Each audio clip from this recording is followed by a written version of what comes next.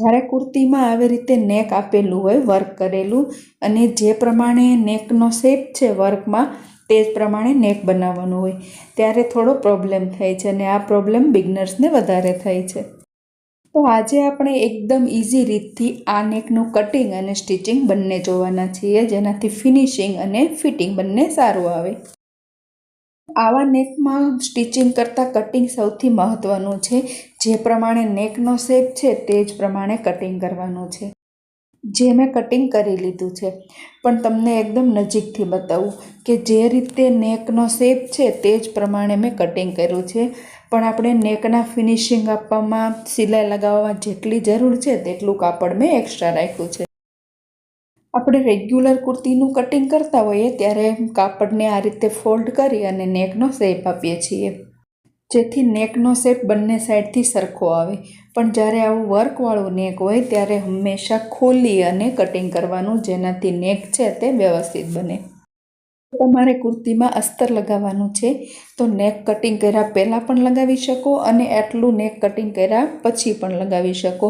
જે રીત તમને વધારે ઇઝી લાગે તે પ્રમાણે લગાવી લેવાનું.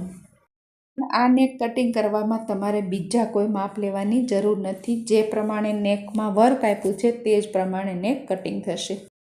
તો આ રીતે નેકનું કટિંગ તો કરી લીધું, પણ હવે સ્ટિચિંગ કઈ રીતે કરવું, કારણ કે વર્કવાળા નેકમાં સ્ટિચિંગ પણ ખૂબ જ ધ્યાનથી કરવું પડે છે, નહીંતર ફિનિશિંગ નથી આવતું.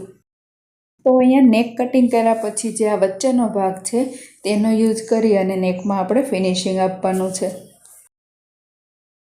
નેકની બધી જ બાજુ 1 થી 1.5 ઇંચ કેનવાસ પેપર એક્સ્ટ્રા રહે તે પ્રમાણે કેનવાસ પેપર માપી અને એક પીસ લઈ લેવાનો છે. અત્યારે જે મેં કેનવાસ લીધું છે તેમાં આડું પણ 9 લીધું છે અને ઊભું પણ 9 લીધું છે. નેકની સાઇઝ તે પ્રમાણે છે. તો કેનવાસ પેપરને આ રીતે ફોલ્ડ કરી અને જે કટિંગ કરેલો પીસ છે નેકનો તેને આની ઉપર ગોઠવીશું. કેનવાસ પેપર ઉપર નેક તો વ્યવસ્થિત ગોઠવવાનું છે, પણ અત્યારે આપણે અંદરની લાઈન ડ્રો નથી કરવાની, બહારની સાઈડ ડ્રો કરવાની છે, જે આપણે અત્યારે રફ ડ્રો કરશું. અત્યારે આપણે અહીંયા રફ ડ્રો કર્યું છે, પણ ફિનિશિંગ ક્યારે આપવાનું તે આપણે આગળ જોઈશું.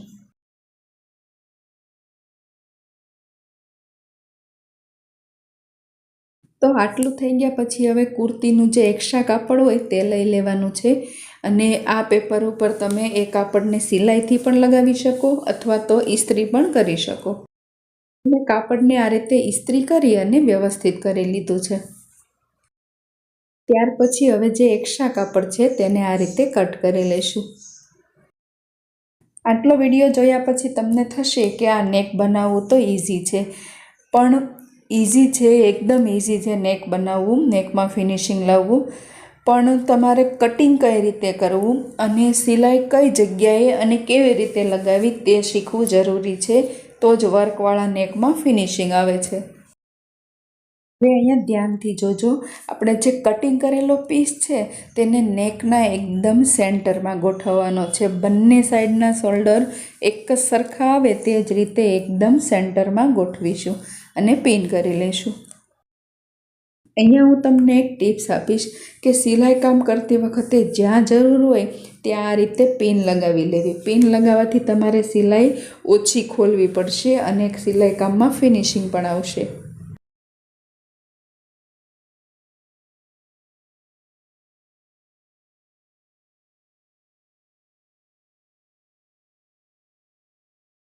તો અહીંયા આપણે આ કટિંગ કરેલા પીસને એકદમ સેન્ટરમાં ગોઠવી દીધો છે અને પિન પણ કરી લીધી છે. પણ હવે સિલાઈ ક્યાંથી લગાવવાની, તો સિલાઈ આપણે અંદરની સાઈડથી લગાવીશું. અંદરની સાઈડથી સિલાઈ લગાવવાથી તમને ખ્યાલ આવશે કે આપણે વર્ક કેટલું છે અને સિલાઈ ક્યાં લગાવવાની છે. આ સિલાઈ આપણે એકદમ વર્કના નજીકથી લગાવવાની છે, જેથી એક્સ્ટ્રા કાપડ છે તે બધું સિલાઈમાં આવી જાય. તો અહીંયા મેં સિલાઈ લગાવી લીધી છે, પણ સિલાઈ લગાવતી વખતે તમારે એ પણ ધ્યાન રાખવું કે સિલાઈ વર્કની ઉપર પણ ન આવવી જોઈએ અને વર્કથી દૂર પણ ન રહેવી જોઈએ. તો આટલું થઈ ગયા પછી હવે આપણે નેકનું ફરીવાર કટિંગ કરીશું, પણ કટિંગ કરતી વખતે ધ્યાનમાં રાખવાનું કે જે તમે પહેલાં કટ કર્યું હતું તે જ પ્રમાણે કટ કરવાનું છે. નેકનો શેપ જેવો વર્કમાં હતો તેવો જ એકદમ રેડી થયો છે, પણ નેકને હજી આપણે ફિનિશિંગ આપવાનું છે. તો 1/2 ઇંચનો ગેપ છોડી અને આ રીતે કટ લગાવી લઈશું. હવે આ નેકનો શેપ છે તે પાન શેપ છે, એટલે પૂરા નેકમાં આ શોલ્ડરથી શરૂ કરી સામેના શોલ્ડર સુધી આપણે કટ લગાવવાના છે. અને અહીંયા જ્યાં વી શેપ બને છે ત્યાં પ્રોપર જ્યાં સુધી સિલાઈ છે ત્યાં સુધી કટ લગાવવાનો, જેનાથી વી શેપ છે તે પરફેક્ટ બને. કટ લગાવ્યા પછી જે સિલાઈ લગાવવાની છે તે આપણે કુર્તીની રાઈટ સાઈડથી લગાવશું. અહીંયા ઘણા સ્ટુડન્ટ મિસ્ટેક કરતા હોય છે કે કટ લગાવી અને પટ્ટીને આ રીતે અંદરની સાઈડ ફોલ્ડ કરી લે છે. તો આ રીત બિલકુલ ખોટી છે. આનાથી કુર્તીનું ફિનિશિંગ ખરાબ થશે. આ સિલાઈ આપણે એવી રીતે કરીશું કે સિલાઈ છે તે પટ્ટી ઉપર તો આવશે પણ કુર્તીની રાઈટ સાઈડ નહીં દેખાય. અહીંયા આપણે કોઈ અલગ રીતે સિલાઈ નથી કરવાની, ફક્ત આ જે સિલાઈ છે તે કઈ સાઈડ રાખવી તે ધ્યાન રાખવાનું છે. તો આ અંદરની જે સિલાઈ છે તેને પટ્ટી સાઈડ રાખીશું અને કુર્તીની રાઈટ સાઈડથી એકદમ કિનારી પર સિલાઈ લગાવી લઈશું. આ સિલાઈને તમે ધારી મશીન પણ કહી શકો અથવા તો ફિનિશિંગની સિલાઈ પણ કહી શકો.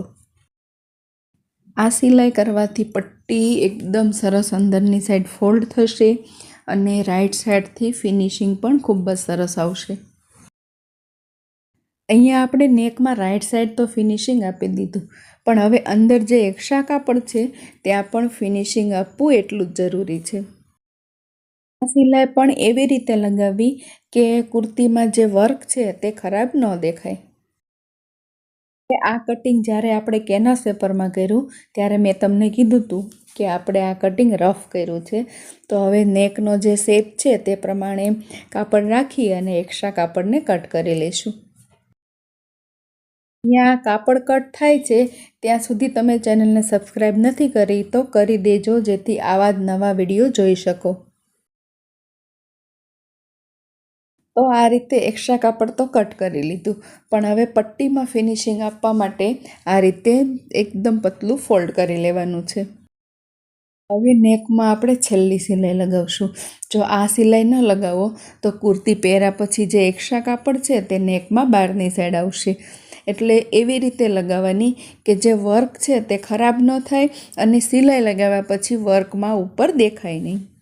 કોઈ જગ્યાએ સિલાઈ લાગે એવું વર્ક ન હોય તો અહીંયા તમે હાથ સિલાઈ પણ કરી શકો.